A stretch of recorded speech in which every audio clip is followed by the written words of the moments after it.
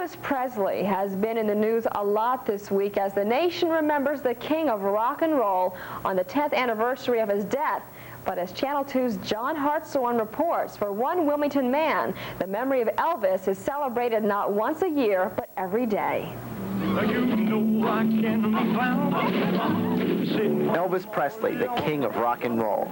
He's gone now, but he's not forgotten, not by a long shot. Millions of Americans have spent this week remembering the king of rock and roll as Sunday's 10th anniversary of his death approaches. But for Wilmington's Donald Goodyear, all this celebrating is nothing new.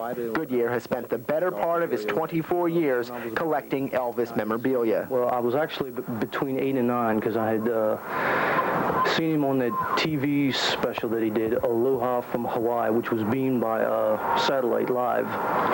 And he had on his outfit, $10,000 suit and a $10,000 belt and a $10,000 cape, so I've heard. And at the end of the show, he took off the belt and took off the cape and threw it out.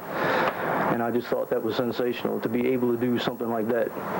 And ever since then, I've been collecting his records and magazines and all that stuff.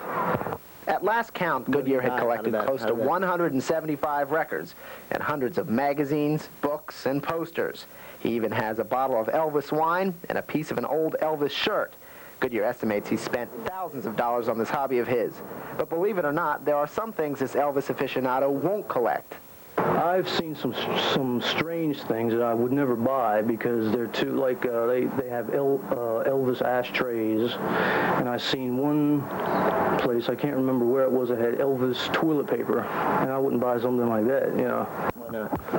I just don't think his face should be on a piece of toilet paper, you know. Let's go on a moonlight swim, far away from the crowd, all alone upon the beach. Our lips and arms close within each other's reach will be. What appeals to me is his sound, that he, you know, how he sung, and some of the flashy clothes that he wore. And as for how he appeals to others, I don't really know that. I guess it's just the fact that he was the king. And when you get to a point in life where you get so successful that you can buy Cadillacs and give them to total strangers, that's got to be like the essence of success. In Wilmington, John Hartshorn, Channel 2 for State News.